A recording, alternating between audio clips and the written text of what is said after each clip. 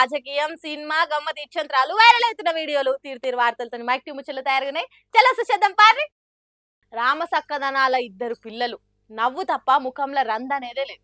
అసొంటి software engineer Vijaya Reddy ఇద్దరు పిల్లలను ఎంట పెట్టుకొని పోయి చెర్లపల్లిలో రైలు కింద పడి జీవి తీసుకుంది.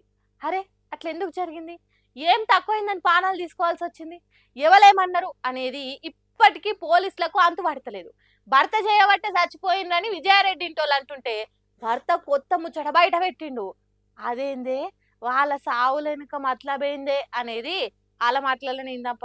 నమ్మకం ఏంటంటే ఆ 3 గంటల సేపు ఏం జరిగింది ఇక్కడ, ఆ 3 గంటలు మా వైఫ్ ఏదైనా సూసైడ్ నోట్ రాసి పెట్టిందా, ఇంకేమైనా రాసిందా అది నాకు తెలియదు. ఎందుకు వాళ్ళు 3 గంటల సేపు ఇక్కడ చదవవలసి వచ్చింది. ఇంకోటి మా వైఫ్ బెడ్రూమ్లో ఒక కాలిపోయిన కాగితాలు కనిపించాయి. ఎవరు దాన్ని కాల్చారు, దీని హిస్టరీ వెనుక ఎవరు ఉన్నారు, మా అత్త, మా బొమ్మర్ది వాళ్ళ వైఫ్ వాళ్ళేనా, ఇంకెవరన్నా బయట వాళ్ళ వ్యక్తులు ఉన్నారా? ఇంటి గుట్టును ఈశ్వరుడైనా పట్టుకోలేడు అన్నట్టు ఇంట్లో వాళ్ళు చేసిన మోసంతోనే విజయారెడ్డి పిల్లలతో పాటు బలిమిటికి జీవి తీసుకున్నదా అంటే అవుననే అనుమానం వెళ్ళబెడుతుండు భర్త సురేందర్ రెడ్డి. భర్త దూరం ఉండు కాదు, మానసిక ఒత్తిడి అంతకంటే కాదు. తల్లిగారింటోలు ఆస్తిపాస్తుల కోసం పథకం బన్ని రాసి రంపాన పెట్టి రందిల ముంచిర్రు. అందుకే ఇద్దరి పానం తీసి తను తీసుకున్నది అన్నట్టు చెప్తున్నాడు భర్త. విజయారెడ్డి చచ్చిపోయినాక మా ఇంట్లో 3 గంటలు మా అత్తగారోళ్ళు ఉన్నారు. అప్పుడు ఏం చేసిండ్రు, ఇంట్లో ఉన్న బంగారం ఏమైంది, పైసలు ఎక్కడికి పోయినాయి, అన్ని ముచ్చట్లు తేలాలన్నట. నువ్వు చనిపోతే ఎవరికి ఆస్తి అని అడిగారు. అప్పటి నుంచే నాకు డౌట్ స్టార్ట్ అయింది. నేను చనిపోవడానికి వాళ్ళకెందుకు అంటే దీని ఇంకా నా పిల్లలు చనిపోవడానికి, నా భార్య చనిపోవడానికి కారణం ఎవరు, వీళ్ళే ఉండొచ్చు. ఎందుకంటే నా మీద ఇంత ప్రెషర్ పెట్టారు, నా భార్య పిల్లల మీద ప్రెషర్ పెడతారు కదా. అందుకోసం నేను కోరుకునేది ఒకటే, మీడియా మిత్రులందరికీ దీన్ని వెలికి తీయండి, నాకు సహకరించండి. ఎందుకు ఏ రాజకీయ నాయకుడు, ఏ వ్యక్తి నాతోటి పరిచయాలు లేరు. నాకు మొత్తం డబ్బు అంతా తీసుకెళ్ళిపోయారు. నా దగ్గర డబ్బు గిట్ట లేదు. వాళ్ళు డబ్బుతోటి అందరినీ మేనేజ్ చేస్తున్నారు. నా డబ్బు తీసుకొని నా మీదనే పోటీగా మేనేజ్ చేస్తున్నారు. ఆస్తి గురించి కూడా ప్రెషర్ చేస్తున్నారు. సెటిల్మెంట్ అంటే అదే కదండి, మీరు సెటిల్మెంట్ చేసుకోండి అంటే నాకు ఇది ఇవ్వండి, ఇది తీసుకోండి.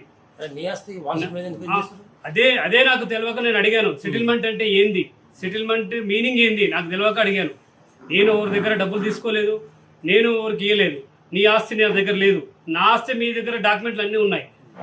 నా డాక్యుమెంట్ నాకు ఇవ్వడానికి మీకు సెటిల్మెంట్ ఎందుకు చేయాలి? సురేందర్ రెడ్డి ఆస్తి మీద ఉన్న ఆశతోనే ఇదంతా చేసిండ్రట. తన భార్య సావు కారణం అయినోళ్ళు ఆస్తి పేపర్లు దగ్గర పెట్టుకొని సెటిల్మెంట్ చేసుకుందామంటున్నారట. నువ్వు చచ్చిపోతే ఆస్తి ఎవరికి పోతుంది అని అడిగినరట. హగో గట్లెందుకు అడుగుతున్నారు అనే అనుమానం మొదలయ్యి పోలీసుల దగ్గరకు వచ్చిండట సురేందర్ రెడ్డి. నా భార్య తనకు తాను చచ్చిపోయినట్టు చేసింది వీళ్ళే, ఇప్పుడు అదే పద్ధతిలో నేను కూడా చచ్చేటట్టు చేస్తున్నది కూడా వీళ్ళే అన్నట్టు చెప్తున్నాడు. అంతకుముందు భర్త సురేందర్ రెడ్డి చేయబట్టే విజయారెడ్డి చచ్చిపోయిందని వాళ్ళు కేసులు పెట్టిండ్రు. ఇప్పుడు సురేందర్ రెడ్డి కేసు పెట్టిండు. చూడుండ్రి ఎట్లున్నదో ముచ్చట. ఈ సావుల వ్యవహారము, కేసుల వ్యవహారం మొత్తం పైసల చుట్టూ, ఆస్తుల చుట్టే జరుగుతున్నది కదా. అదేదో సినిమాలో చెప్పినట్టు పైసా నువ్వు ఏం చేస్తావంటే అన్నదమ్ముల నడుమ సిచ్చు పెడతా, కావాల్సిన వాళ్ళను దూరం చేస్తా, అయినోళ్లను ఎడవాపుతా, ఆత్మహత్యలు చేసుకునేటట్టు చేస్తా, అవసరమైతే హత్యలు చేస్తా అన్నదట. అగో ఆ డైలాగ్ తీరుగానే ఉన్నది కదా ఈ ముచ్చట కూడా. ఎవల ఆరోపణలు నిజమో, ఎందుకు విజయారెడ్డి జీవి తీసుకున్నదో తెలవాలంటే పోలీసులు గట్టి విచారణ చేయాలి. దొంగలు ఎవరు, దొరలు ఎవరు అనేది తేల్చేదాకా మనం ఒప్పుక పట్టాల్సిందే. పిల్లలకు మంచి తిండి పెట్టాలి, బొక్కలేసిన పోరగాన్లు బలిసి దిట్టంగా కావాలి, చిక్కిపోయిన ముఖం ఉన్నోళ్ళు చిక్కగా చెంపలు పెట్టాలి.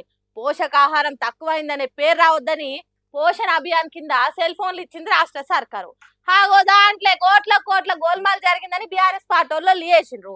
సోషల్ మీడియాలో పోస్టులు పెట్టిండ్రు. దాని మీద మంత్రి సీతక్క కోపమే లగక్కింది. ఆవేశం ఆపుకోలేక చెప్పుతాను కొడతా అని కూడా అన్నది. అంతటితో నాకేం చేసిందో చూడు. పెత్తనం చేయరానోడు ఊత ఉన్న మనిషిని బొత్తల గుద్దినట్టు బీఆర్ఎస్ సోషల్ మీడియా మీద కోపాన్ని కేసీఆర్ దాకా పట్టుకుపోయింది మంత్రి సీతక్క. అంగన్వాడీ టీచర్లకు ఇచ్చిన సెల్ ఫోన్ల వ్యవహారం కోట్ల అవినీతి జరిగిందా జరగలేదా అనేది పక్కకు పెడితే పెద్ద మనిషి కేసీఆర్ సార్ను ఈ వ్యవహారంలో ఇరికిచ్చే పని చేస్తున్నారట. ఫామ్ హౌస్లో తన పనేదో తను చేసుకుంటుండే కేసీఆర్ సార్కు సెల్ ఫోన్ అవినీతికి ఏమైనా సంబంధం ఉన్నదా? అస్సలే లేదు. కానీ ఉరుమురిమి మంగళం మీద పడ్డట్టు కేసీఆర్ సార్కు నోటీసులు ఇచ్చిండ్రు. అడ్డగోలుగా అబద్ధాలు ప్రచారం చేస్తున్నారు. సెల్ ఫోన్ ఇవ్వడానికి సీతక్కకి ఎటువంటి సంబంధం లేదు. ఆయన బట్టగాల్సి మీదేస్తున్నారు కాబట్టి కేసు పెట్టినామంటారు. సరే అది తప్పే కావచ్చు కానీ కేసీఆర్ సార్కి ఏం సంబంధం? కేసీఆర్ సార్ క్షమాపణ కోరాలని అడుగుడేంది చిత్రం కాకపోతే? ఇవన్నీ కాదు, అవినీతి జరిగిందో జరగలేదో తెలియాలంటే ఈ కేసును సిబిఐకి అప్పచెప్పుండ్రి. వాళ్ళే అన్ని తేలుస్తారు. కేసులు పెట్టుడు, నోటీసులు పంపుడు, క్షమాపణ కోరుడు అనేటి ఎందుకు అని అంటున్నాడు బీఆర్ఎస్ పార్టీ లీడర్ మన్నే క్రిషాంక్. మేము అనేది ఏంటంటే ఇదే కేసు అదేదో సిబిఐ దగ్గర పెట్టండి. తప్పుంటే సిబిఐ ఇంట్లో మీరు ఆరోపణ తప్పుంది అని అన్నప్పుడు మేము అప్పుడు సిబిఐ చెప్పేస్తే అప్పుడు క్షమాపణ చెప్తాం కదా, అది తేలుస్తుంది మొత్తం. లేదు నిజంగానే ఇలా తప్పుంటే మన రాష్ట్రానికి ఆ 30 కోట్లు బచాయిస్తుంది కదా. ఇదే 30 కోట్లతో అంగన్వాడీ టీచర్లకు వాళ్ళ జీతాలు లేకపోతే ఇంకేదన్నా వాళ్ళ వెల్ఫేర్ కోసమో, లేదు చాలామంది ఓవర్సీస్ ఫెలోషిప్ ఎస్సీ ఎస్టీ బీసీలు ఓవర్సీస్ ఫెలోషిప్ మాకు బకాయిలు ఉన్నాయంటే ఇదే 30 కోట్లు వాటికి లాభం అవుతాయి కదా. మీరు మీ రాష్ట్ర ప్రభుత్వాన్ని కేసు వేసే బదులు ఇదే కేసు సిబిఐకి వేయండి, పూర్తిగా తేటతెల్లమవుతుంది. మీరు లీగల్ నోటీసులు కేసీఆర్ గారికి పంపే బదులు సింపుల్గా ఇందులో క్లీన్గా రావాలంటే సిబిఐ విచారణ కోరండి. అయిపోయి ఒక్క దెబ్బతోని చాలా పిట్టలు చచ్చిపోతాయి కదా. సిబిఐ అన్నిటికీ మందు కదా. పుండో కాడుంటే మందో కాడ పెట్టినట్టు సెల్ ఫోన్లు కొనుట్లో అవినీతి జరిగిందంటే కేసీఆర్ సార్కు నోటీసులు ఇచ్చుడైంది. అంటే రాష్ట్రంలో ఏ అవినీతి జరిగిందనే వార్త బయటికి వచ్చినా దానికి కేసీఆర్ సార్ బాధ్యుడా? ఏంది మేడం మంత్రి సీతక్క, మీరు చేస్తున్న పనుల మీద మీకు సోయి ఉన్నదా అని అడుగుతున్నారు. కేసీఆర్ సార్కు నోటీసులు పంపిన ముచ్చట తెలిసిన తెలంగాణ జనాలు. అధికారంలో ఉన్న పార్టీలకు కడమ పార్టీల నుంచి షేరికలు పొట్టు అవుతుంటాయి. పది ఉన్నా లేకున్నా ఎక్కడ వెనక పడతామో అని పోటీ మడివారి చేరుకుంటారు. పనులు జరుగుతున్నాయో, పదవులు దక్కుతాయానో, పచారం పెరుగుతాయానో, నిధులు మంజూరు అవుతాయానో ఏదో ఒక ఆలోచనతో ఈ లీడర్లు వలస పక్షుల తీరి ఎగిరిపోతా ఉంటారు. కానీ కాంగ్రెస్ పార్టీ పరిస్థితి వేరే తీరుగున్నది. అధికారంలో ఉన్న ఒక్కొక్క లీడరు ప్లేట్లు ఫిరాయిస్తున్నారు. 5 ఏళ్ళ పని లేకపోతే తుమ్ము చేతి ముడుస్తాయి. ఇక తర్వాత ఎవడు దాన్ని పట్టించుకోడు, ఎవడు కాదు అది మొలుస్తుంది. లిఫ్టిగేషన్ కాడ తుమ్ము చేతి ముడుస్తాయి, కట్టే దవాఖానాలు ముడుస్తాయి, ఊళ్ళో ముడుస్తాయి. ఇవన్నీ చూడు కోనాపూర్తి అటు బందే పీకి అయిపోయాయి. 12 కోట్లు శాంక్షన్ అయింది, బాబు వాడు చేసి 4 కోట్లు బిల్లు రావాలి. అడిగి బేజారు అయిపోయి వాడికి వెళ్ళిపోయాడు. ఏడిండ్ల అల్లుడు ఉపాసం ఉన్నాడు అన్నట్టు ప్రభుత్వ సలహాదారు అనే పదవిలున్న పోచారం శ్రీనివాసరెడ్డి సారుకి నిధులు మంజూరు చేస్తలేదట కాంగ్రెస్ సర్కారు.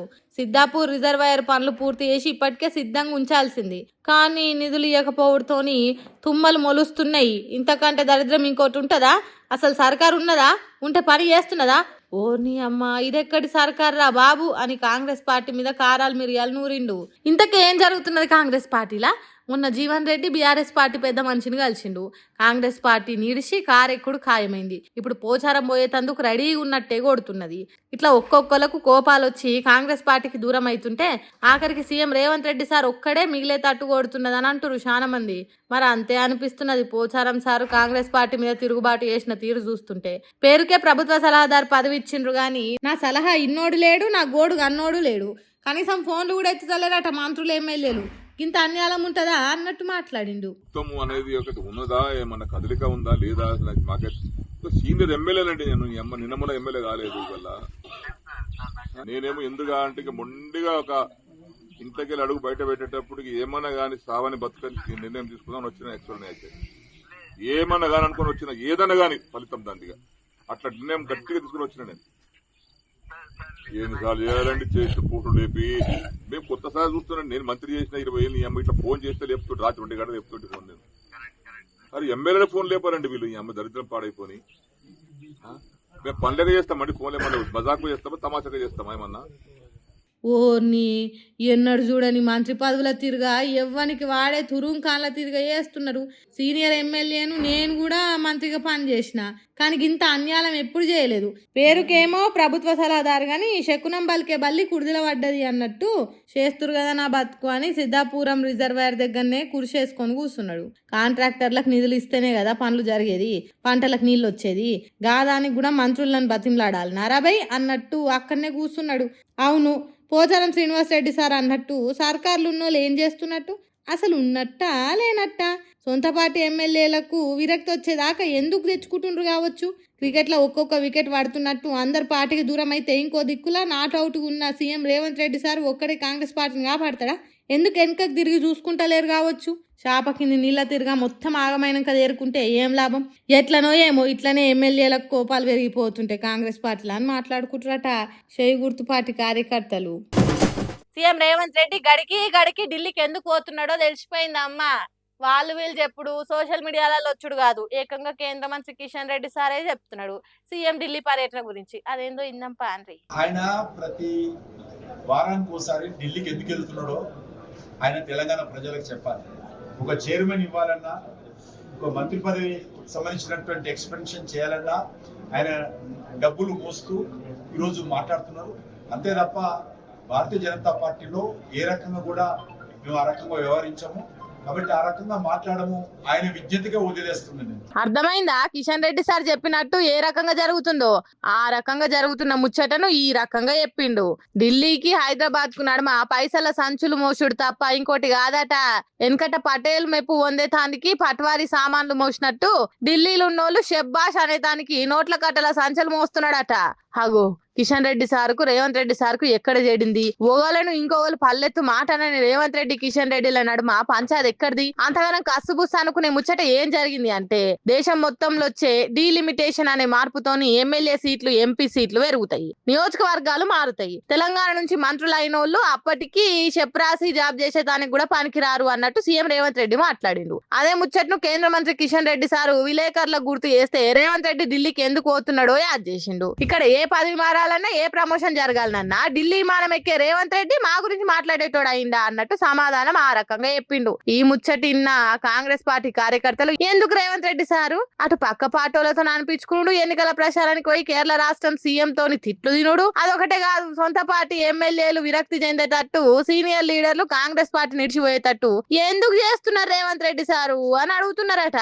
కానీ పాపం వాళ్ళ మాటలు సీఎం దాకా చేరే కదా, రేవంత్ రెడ్డి సార్ తీరు మారది. ఎప్పటి షిప్ప ఏనుగుల్నే అన్నట్టు ఉండేటట్టున్నది కాంగ్రెస్ పార్టీ పరిస్థితి అని మాట్లాడుకుంటురట కాంగ్రెస్ పార్టీ అభిమానులు.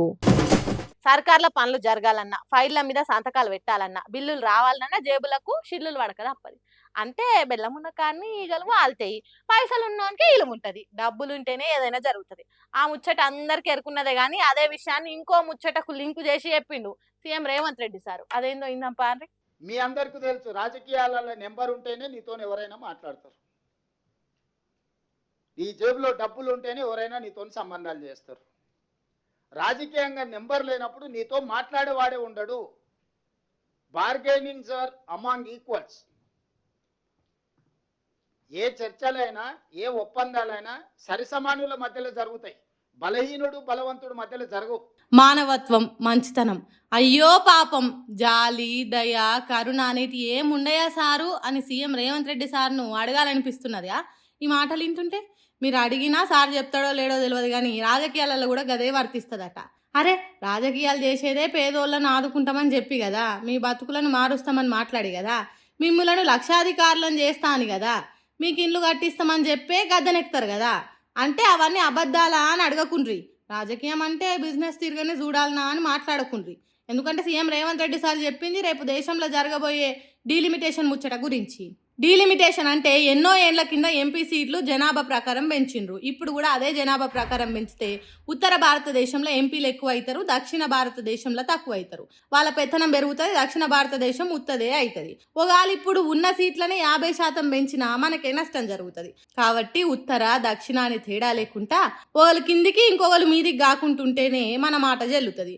లేకుంటే మనం దేశంలో ఉన్నా లేనట్టే, 2వ తరగతి మనుషుల తిరగనే మిగిలిపోతాం అన్నట్టు చెప్పుకుంటా పైసల ముచ్చట చెప్పిండు రేవంత్ రెడ్డి సారు. అంతేగాని ఏ వ్యవహారం జరిగినా పైసలతోనే జరుగుతుంది అనేది చెప్పుడు సీఎం రేవంత్ రెడ్డి సార్ ఉద్దేశం కాదు. కానీ కొందరు గిట్టనోళ్ళు సీఎం తెలంగాణ భూముల అమ్మకాలు, ఢిల్లీకి ఇప్పటికే 60 సార్లు తిరిగొచ్చుడు, సర్కార్ను నడిపే పద్ధతి చూసి చాలా మంది చూడండి రేవంత్ రెడ్డి సార్ కడుపులున్న ముచ్చట ఎంత ఖచ్చితంగా చెప్పిండు అని ట్రోలింగ్ చేస్తున్నారు. సరే ఎవరేమన్నా డీలిమిటేషన్ పేరుతోని దక్షిణ రాష్ట్రాలకు నష్టం జరిగితే మాత్రం మూకోవద్దు, గట్టిగా కొట్లాడాలి. మోడీ సార్ దగ్గర మోకరిల్లొద్దు, అమిత్ షా దగ్గర హడలిపోవద్దు. సీఎం రేవంత్ రెడ్డి సార్ గట్టిగా కొట్లాడాలి అని కోరుకుంటారు దక్షిణ భారతదేశ పబ్లిక్. చూడాలేమైతుందో. చూసిరాడులా నేను పట్టుకొచ్చిన ముచ్చట్లు ఎట్లున్నాయో ఇంకిని ముచ్చట్లతో మళ్ళా కలుద్దాం అప్పటిదాకా చూస్తూనే ఉంటది మన మైక్ టీవీ ముచ్చట్లు.